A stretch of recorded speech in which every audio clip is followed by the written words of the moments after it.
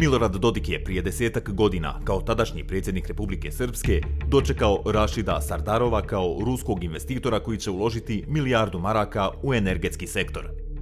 U ovom vremenu potpuno jedne krize investiranja mi dobijamo jednu od najvećih investicija u regionu i na taj način pokazujemo našu sposobnost da možemo da privučemo strane partnere.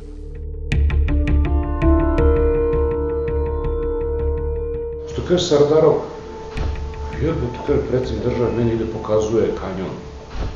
Kaže, ja to poštujem. On je seo u helikopter, rekao, evo, ćeš ovdje, ti dam da investiraš. Mislim da je došao pravi moment i da tek predstoji budućnost Republike Srpske za investicijnu klimu. No, budućnost je ispisao drugačije. Ugovorenu investiciju nije realizovao, a iz Bosne i Hercegovine odlazi bez posljedica i sa džepovima punim novca. Koncesije koje mu je vlada Republike Srpske dala za realizaciju ugovorenih projekata sada od njega kupuje za 309,2 miliona maraka. Svi ćemo mi to morati platiti iz javnih budžeta. Loše upravljanje, nemar i nepostojanje jasnih strategija dovodi do svega ovoga. Mislim da je došao pravi moment i da je tek predstoji budućnost Republike Srpske za investicijnu klimu.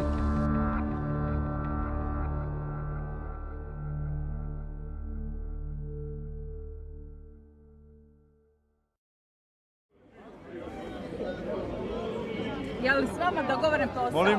Je li s vama dogovoren posao? Nama je Perović rekao da je s vama dogovorio posao Sardarov. Ko je rekao? Perović, Duško Perović, rekao da ste vi s njim helikopterom A vi spekulišete uvijek. Ko? Duško Perović. Meni nije to rekao. Zvanično, Sardarov je svoje poslovanje u Bosni i Hercegovini pokrenuo 2011. godine pismom namjere koje je uputio institucijama Republike Srpske, navodeći da ima novac da izgradi energetske objekte u vrijednosti milijardu maraka, zbog čega je tražio pravo na eksploataciju uglja. Do 2016. godine firme Rašida Sardarova, Komsar Energy Hidro i Komsar Energy Republika Srpska sa sjedištem u Banjoj Luci dobile su koncesione ugovore za istraživanje i eksploataciju uglja i kamena te izgradnju termoelektrane i hidroelektrane u Republici Srpskoj na period do 30 godina. Nakon toga bi sve predao u vlasništvo ovog entiteta. Za ustupljena koncesiona prava Sardarov je platio oko 8,5 miliona maraka koncesione naknade. Obavezao se i na plaćanje do 3,6% naknade od godišnjeg prihoda kad posao krene. Izgradnja hidroelektrane na rijeci Lim u Rudom bio je jedan od prvih dogovorenih projekata. Koncesioni ugovor potpisan je 2012. u mandatu predsjednika vlade Republike Srpske Aleksandra Džombića iz SNSD-a. Rudo kao izrazito nerazvijena opština, koje je svako radno mjesto bilo izuzetno važno, je u izgradnji hidroelektrane vidjelo šansu za neko pokretanje na bolje. Nismo se ništa bukvalno pitali, mi smo samo bili upoznati da se kreće sa tom idejom. Koncesionim ugovorom firma Komsar Energy Hidro dobila je obavezu da napravi hidroelektranu do novembra 2017. s pravom korištenja za proizvodnju električne energije u periodu od 30 godina. U slučaju kašnjenja ili neizvršavanja obaveza, entitetska vlada je mogla ugovor raskinuti, a eventualnu štetu naplatiti preko bankarskih garancija koje je koncesionar trebao predati u iznosu od 3% vrijednosti pojedine faze radova, odnosno do 1,9 miliona maraka.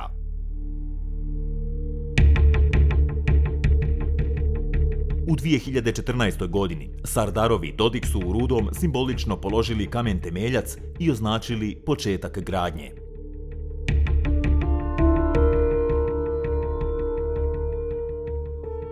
I sve to uz velika zvona, medijsku punu pažnju.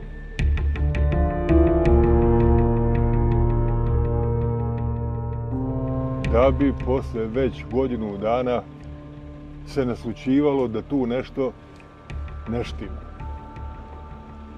Ja sam tada bio načelnik opštine i recimo posle, ne sjećam se tačno, možda 2 godine, ništa se ne dešava, sem istražnih radova geoloških koji su rađeni od strane neke kineske kompanije.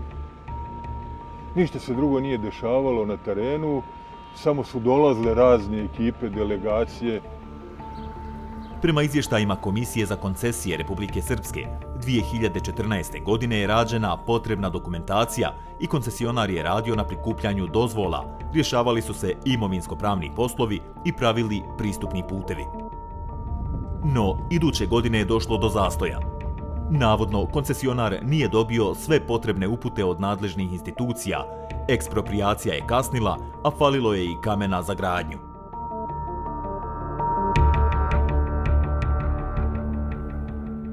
Ma to je smiješno, mislim. Od opštine apsolutno svaki dokument je dostavljen ekspresno na vrijeme. Od Republičke geodetske uprave također, ja vam kažem, pravobraništvo je radilo za njih kao da je privatna firma.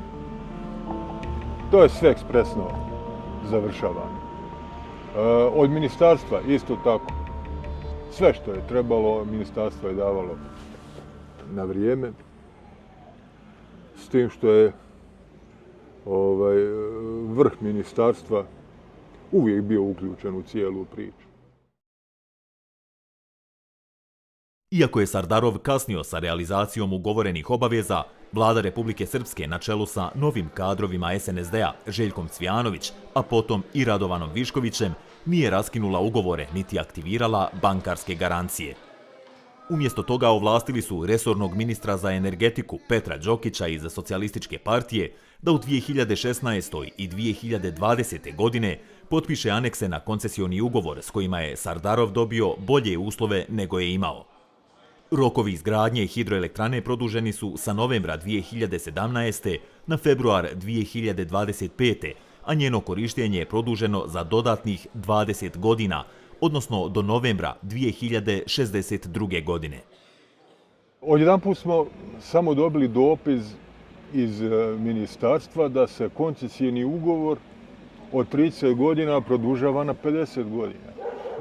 Uopšte Rudo niti je ko pitao, niti je sprovedena neka stručna analiza kako je to moguće. Vi ste dali koncesiju nekome na 30 godina, odjedanput sada bez ičijeg znanja, bez konsultacija ikakvih neko je odobrio da to bude na 50 godina.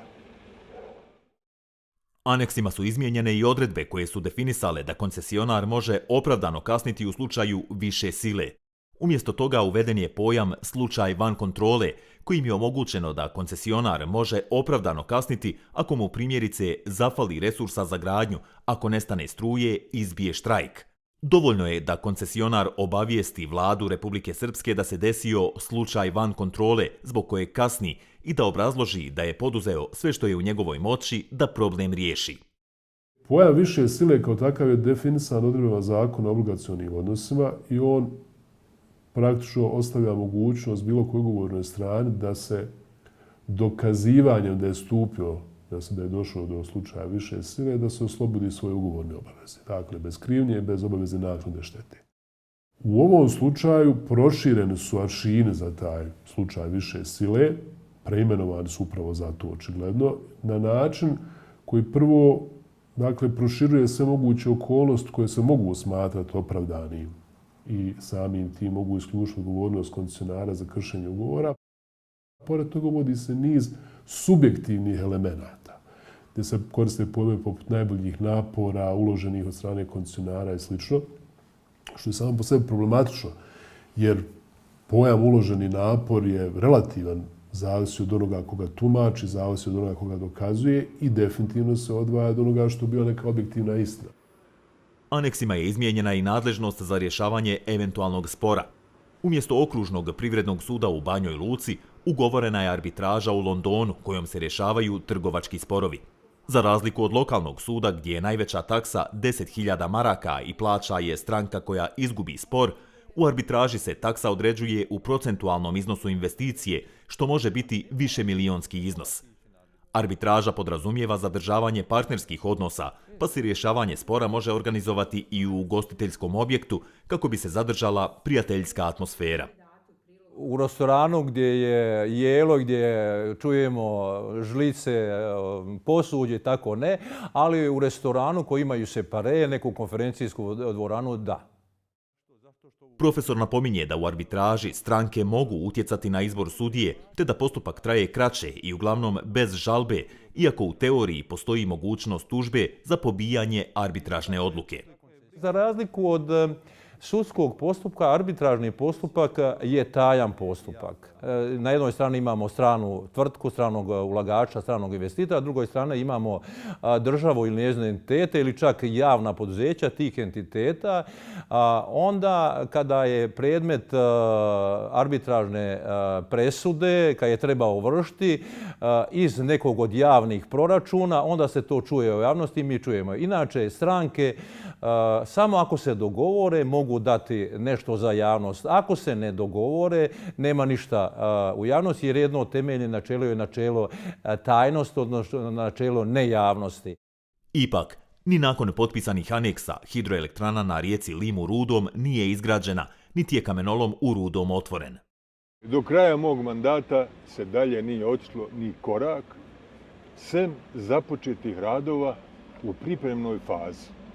U toj fazi, što je nas opet ohrabrilo, urađen je most preko rijeke Lim da bi se mogli izvoditi radovi na drugoj obali i prosječen makadamski put u neposrednoj blizini do kamenoloma koji je trebao da obezbijedi agregat za proizvodnju betona. Kada je to završeno, više niko nije prišao tom gradilištu godinama. Na sva moja pitanja sam dobijao odgovore koji nisu davali nikakav sadržaj, sve je bilo zavijeno u nekoj magli, traži se neki strateški partner i tako dalje i tako dalje.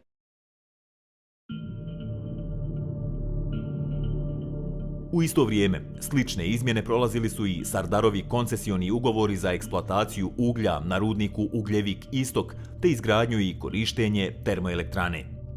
Ugovori su potpisani 2013. godine u mandatu predsjednice vlade Republike Srpske Željke Cvijanović.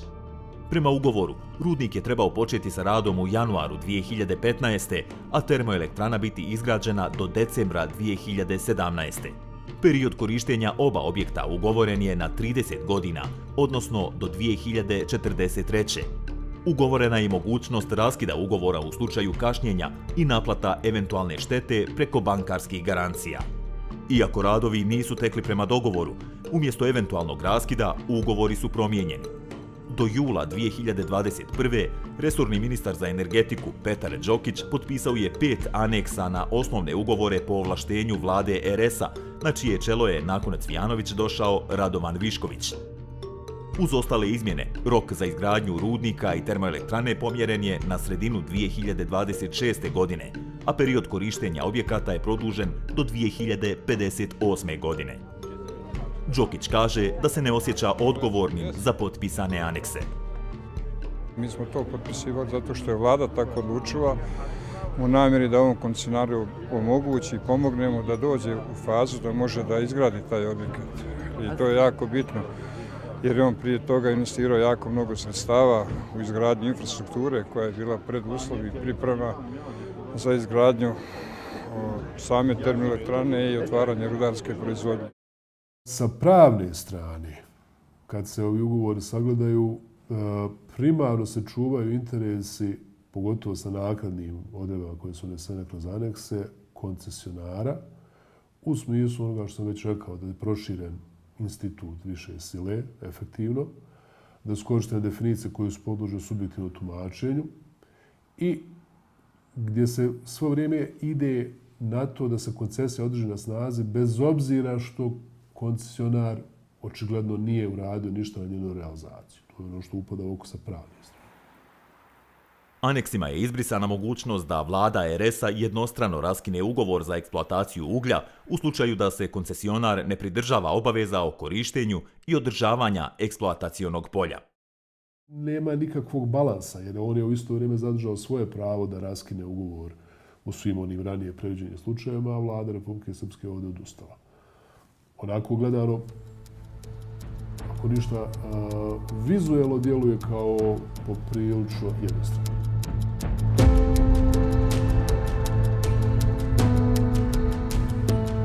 Zastoji u radu koji su evidentirani i nakon potpisanih aneksa pravdani su pandemijom koronavirusa.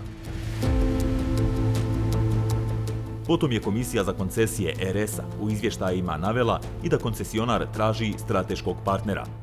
To je u neskladu sa pismom namjere iz 2011. godine kojim je Serdarov ušao na ovo tržište, a u kojem je naveo da već ima osiguran novac za izgradnju energetskih objekata.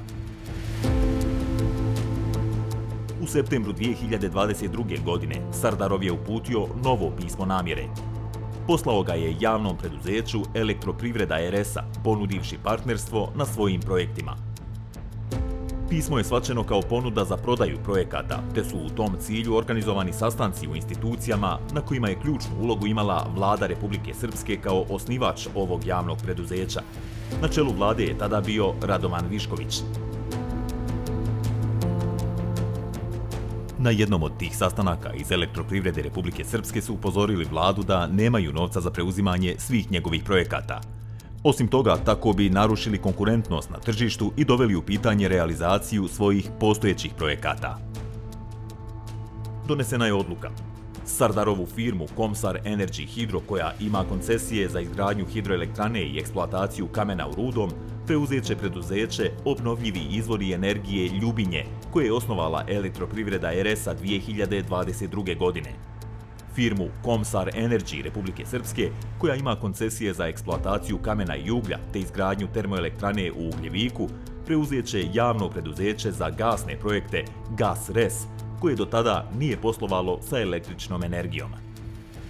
Sardarov je za firmu Komsar Energy Hydro zatražio 68,6 miliona maraka, koliko je i dobio, a za Komsar Energy Republika Srpska očekuje 240,5 miliona maraka, koje još nisu isplaćene. Na kraju 2022. Obnovljivi izvori energije preuzeli su firmu Komsar Energy Hydro, a iduće godine i njihove koncesione ugovore. Na čelu ove firme je Siniša Šišić, SNSD-ov odbornik u Ljubinju. Nije pristao na razgovor, uz obrazloženje da ga je tako savjetovao advokat. CIN otkriva da je Šišić 2023. godine naručio ekonomsku analizu kupljenog preduzeća, koju je uradio vještak ekonomske struke Žarko Mionić iz Prijedora. On je zaključio da je firma Komsar Energy Hydro plaćena više nego što vrijedi, za 32,5 miliona maraka. Meni to vrijedi preko 100 miliona, evo šta ćemo sad? Vama to vrijedi? Da, preko 100 miliona, šta ćete vi sad reći? Pa zato što je vrijednost investicije, zato što je najveća pritoka rijeke Drine, zato što može najviše da da 36,5 megavata je snaga. Sad vaše mišljenje, jeste vi stručnjak možda energetike? Nisam, to je stručno mišljenje, nisam ja... Možete li mi ga poslati, je li to neki ekspert pisao? Da. Ekspert pisao? Ekonomski vještak. Pa pošaljite mi, pa ću vam ja prokomentarisati isto kao što imam 100 miliona. Ali morate imati, znaš, potpunu informaciju da bi se moglo onda razmatrati. Imam dokument da ste platili više, zašto? Više? Da. Nema uopšte, nemoj, što, polako, pa nema potrebe, što? Nema potrebe, da. Zašto ste platili više? To je vaše mišljenje. Vaše mišljenje novinara, pa eto. Ama nije, to je nalaz vještaka.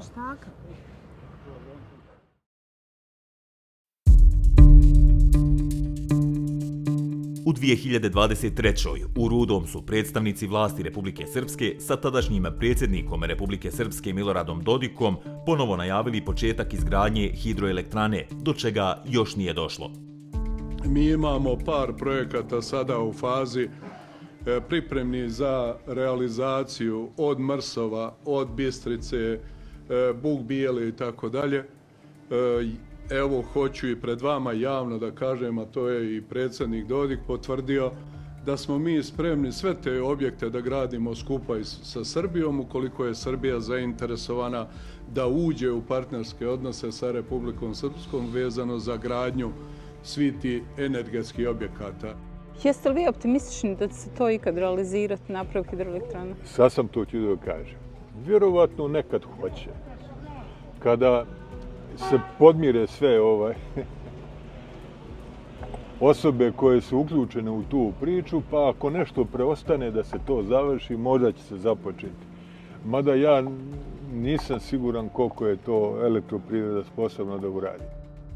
U međuvremenu traje postupak da javno preduzeće za gasne projekte GasRes preuzme Sardarovu drugu firmu Komsar Energy Republika Srpska za 240,5 miliona maraka. Predstavnici vlade Republike Srpske šalju u javnost poruku da koncesije kupuju od Sardarova kako bi njegov ugalj dali rudniku i termoelektrani Ugljevik. Znači, ako to ne vratite vrlo brzo, da vam Ugljevik isto, prva faza termoelektrane stane sa radom, da 2000 ljudi ostane bez posla i da ne kažem koliko bi to bio utjecaj ovdje na regiju. Međutim, upravo su članovi vladajuće stranke SNSD-a, čiji je predsjednik Milorad Dodik, doveli ovo javno preduzeće u tešku situaciju jer su dio uglja sa rudnika sa kojeg su se snabdijevali dali Sardarovu pod koncesiju. Osim toga, koncesionim ugovorima i aneksima omogućili su Sardarovu da čuva koncesije sve ove godine bez konkretnih radova. 2013. godine je došlo do podjele ležišta Istok na Istok 1 i Istok 2. Istok 2 je dodijeljen kompaniji Komsar, a uslov dodjele koncesije znači izgradnja trećeg bloka termoelektrane 3. Kao što znate, do dan danas nije došlo do izgradnje termoelektrane 3, a termoelektrana Ugljevik je došla u problem sa dovoljnim količinama uglja za nesmetan rad. Milutin Tasovac, član uprave Rite Ugljevik, napominje da Sardarov uz koncesiona prava prodaje i obavljene radove. Znači, oni su uložili ovdje jedan novac koji nije zanemarljiv ni malo. Znači, uradili su ovdje neko radničko naselje, skinuli su ovdje, napravili jedan plato za deponiju uglja, uradili neke pristupne puteve, uradili geološka istraživanja u Delićima, Peljavama i Tobutu i tako dalje. Zapravo, radovi koji su izvedeni na pristupnom putu u naselju Bogutovo selo napravili su štetu na obližnjim stambenim objektima, zbog čega su pojedinci pokrenuli i sudski spor protiv firme Komsar Energy Republika Srpska za naplatu štete. U jednom od postupaka vještak geološke struke iz Bijeljine, Neđo Đurić, zaključio je da su radovi neadekvatno izvedeni. Znači, nije bilo elaborata o geološkim istraživanjima koji je izgleda naknadno urađen i prema poređenju datuma kada se radila projektna dokumentacija, ocjena vještaka je bila da je ona urađena u kabinetu, da uopće se nije ni izlazilo na teren, nego stihijski se uradilo, što je kasnije kod izvođenja radova, što se odrazilo malo negativno, ne malo, nego malo više, to što je do narušavanja padine. Vještak je uočio i da je bila sporna projektna dokumentacija. Projektnu dokumentaciju, koliko se sjećam, a može se provjeriti, je radila neovlaštena firma koja nije imala licencu. Istraživanja također je radila firma koja nije imala licencu. I vještak nije htio da ulazi u razmatranje takvih dokumenata koje su urađene od strane neovlaštene institucije.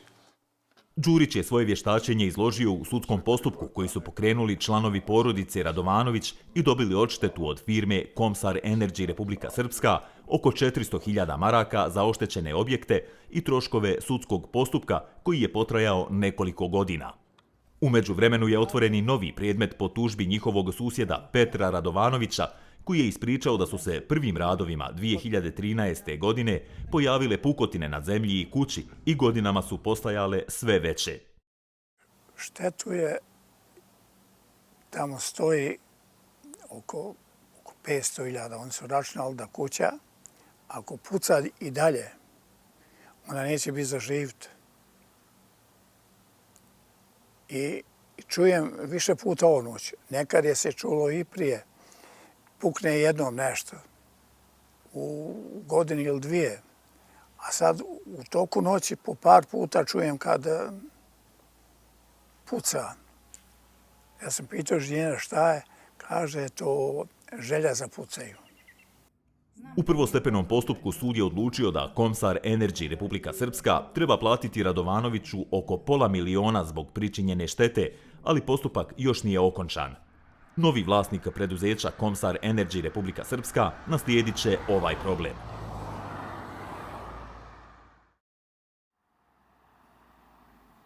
U januaru 2025. vlada RS-a je odobrila GasRes-u isplatu od 58,6 miliona maraka, a u oktobru još 123,3 miliona za kupovinu udjela u preduzeću Komsar Energy Republika Srpska. Mi smo danas, pored svega onoga što je ovdje rečeno, da ne bi ponavljali, razmatrali ukupno stanje u rudniku i termoelektrani Ugljevik i nastojali da definišemo one mjere koje će obezbediti potpunu sigurnost za budućnost ovog izuzetno važnog preduzeća u sistemu elektroprivrede Republike Srpske, a to prije svega znači da smo danas definisali vrlo jasno da će se osigurati nesmetan pristup postojećem rudniku i termoelektrani Ugljevik u područje Istok 2. To je područje gdje se nalaze rezerve uglja koje su geološki procijenjene na vrijednost negdje oko 73 miliona tona, što će biti dovoljno za nesmetan rad ove elektrane u dalekoj budućnosti ili bit će dovoljno za nesmetan rad ove elektrane do kraja njenog radnog vijeka. Iz organizacije Transparency International BiH, koja prati postupak dodjele i korištenja koncesija u Bosni i Hercegovini, podsjećaju da je prijenos koncesija zakonska mogućnost, ali da davanje pa otkup ukazuje na loše upravljanje koncesijama koje šteti društvu. Za mnogih ovih projekata kriju i neke koruptivne namjere, jer ako će pojedinci imati toliku dobit, a da društvo će imati tolike gubitke, jasno je da to nije moglo u tolikom broju primjera da se dešava tek tako slučajno i sa nekim nemarom, već možda čak i umišljajno, jer čuvari koncesija, kako se zovu u javnosti, ako to nije zakonom prepoznat termin, čuvari koncesija koji postoje sa 0 ili sa 1 ili 2 zaposlena tolike godine i čekaju određenu dobit, jasno je da su imali neka saznanja i da nije riječ o nekoj pukoj nadi da će možda eventualno kasnije nekada biti presuđeno njihovu korist. Iz Ministarstva energetike i rudarstva Republike Srpske odbijaju novinarima dostaviti sve koncesione ugovore i anekse koji su u Sardarovu odobreni. Također odbijaju dostaviti i podatke da li je i u kojem iznosu Sardarov dostavljao bankarske garancije kao sredstvo osiguranja urađenog posla, koje je prema ugovorima bio obavezan dostaviti. Sve informacije o poslovanju vlade Republike Srpske sa Rašidom Sardarovom nemaju ni u Narodnoj skupštini Republike Srpske. Umjesto da Narodna skupština kontroliše vladu, što je u svakoj državi normalno, i da se vlada polaže račune, da nema ništa tajno. I ako se nešto ima vezano za odbranu, i to mora biti dostupno, a možda vi ne možete da koristite u javnosti. Jednostavno, mi postavljamo pitanje i ministri ćute. I oni kažu, pa šta? Boli me briga. Mi imamo 42 poslanika, možemo reći da je sada noć, iako je dan. I može nam biti. To je tiranija većine nad manjinom i jednostavno problem je što su institucije zarobljene. Zbog ovog slučaja, poslanik Vukanović je Republičkom javnom tužilaštvu Republike Srpske i Okružnom javnom tužilaštvu u Trebinju podnio krivičnu prijavu protiv više lica, među kojima su Milorad Dodik, Rašid Sardarov, Radovan Višković i Petar Đokić. Pazite, krivična odgovornost kao takva postoji samo na nivou pojedinačnog lica, kad govorimo uključujući funkcionere. Vi za bilo koji oblik krivične odgovornosti, umišljanje nehatni, vi morate dokazati postojanje volje. Što će reći? Da bi vi morali dokazati da je konkretno neki ministar ili premijer vlade Republike Srpske kao odgovorno lice znao i svjesno djelovao u cilju ostvarenja nekog krivičnog djela. Što podrazumijeva, recimo ako govorimo o nekoj korupciji, podrazumijeva dakle postojanje neke protuusluge, neke naknade koja je njemu učinjena da bi on prekršio neki propis. U ovakvim slučajevima, kada govorimo o slučaju inače visoke korupcije, oni su teško, ako ikako dokazivi, osim ukoliko vi imate nekog svjedoka pokajnika, ukoliko imate neke insajderske informacije unutar samih odnosa, da bismo, kada govorimo o potpuno valjanim istragama gdje se politika ne upliče u tog istrage. Ako na to dodate okolnosti da se neko upliće da upravlja radom krivično-pravnih organa, što nažalost kod nas postoji indicija se često dešava, onda je što teže dokazano.